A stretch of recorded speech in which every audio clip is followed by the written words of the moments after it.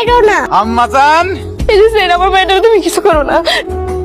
তুমি যেতে পারো নাই তো? মা বাবা খুব খারাপ তাই না? খুব খারাপ, তোর বাবাই খুব খারাপ, খারাপ বাবা একটা। এই করিম ভাই 4-5 দিন বাড়িতে কোনো বাজার নাই, হাজার খানিক টাকা আমার হাওলাত দিন, কদিন পর দিয়ে দেবো। ভাই আমার কাছে তো টাকা নাই। তোর কাছে টাকা আছে যে, আরে মানুষ মানুষের জন্য, আমি আবার দিয়ে দেবো নি। আপনার টাকা নিয়ে কি করবেন এটা তো আমি ভালো করে জানি। আমি তোর কাছে ভিক্ষা চাইতেছি? এরম বাপ জানে মানুষের ঘরে না জন্মায়। কি হয়েছে? টাকা জোগাড় করতে পারি না। বাপের কাছে 2000 টাকা চাইলাম, 200 টাকা দাও, তাও তো দিল না, উল্টা আরো গাইল পারে। আজকে যদি মায় না থাকতো না, দিতাম মাথার উপর। টাকা জোগাড় হয়েছে? আরে না রে, সকাল থেকে একটা বিড়ি খেতে পারিনি, মাথা কি করতেছে এটা বিড়ি খাওয়ার জন্য। কি করবো রে? তোরা এইখানে এই দেখ কি নিয়ে আসছে। এটা কি দোস্ত? আরে বোর গলার দিকে খুলে নিয়ে আইছি। আজকে এটা বেইজা। কান্দিস না মা, তোরা তো আমার নিজের মায়ের মতনই দেখি।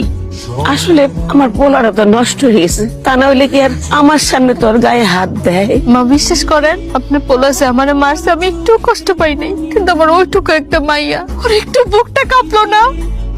আমার স্বামী কিন্তু একটা কাপুরুষ ছিল, কি যে নেশাটা করতো কোনো কিছুই ছাড়ি নেই। আমার পোলারা হাহারে, ওর বাপে কিন্তু 50 বছর অনেক আগে মরে গেছে। এসব দেখে ওর পোলারা শিখলো না। মারে তোরে আমি একটা কথা কই, বলেন আম্মা। তুই আমার পোলার লগে সংসার করিস না, তোরে আমি অন্য জায়গায় বিয়ে দিয়ে দিব। আপনি এসব কি কইতেছেন? ঠিকই কইতেছি। আমার স্বামী তখন সকলেই কইছিল তারে ছাইড়া চলে যেতে, কিন্তু আমি যাই নাই। এই না যাওয়াটাই বোধহয় আমি সবচেয়ে বড় ভুল করে ফেলেছি। যেই পোলার জন্য আমি ঘর ছাড়ি নাই, সেই পোলা কিনে শেষে মদ খাওয়া শুরু করলো। আম্মা, আমি আপনার ছেড়ে কোথাও যাবো না, আমি আপনার সাথেই থাকবো।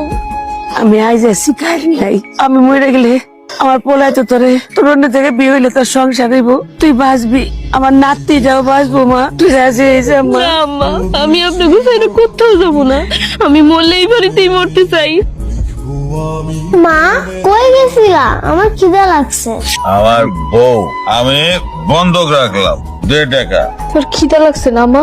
দাঁড়া, আমি তোর জন্য খাওয়ান নিয়ে আসতেছি, বস এই জায়গায়।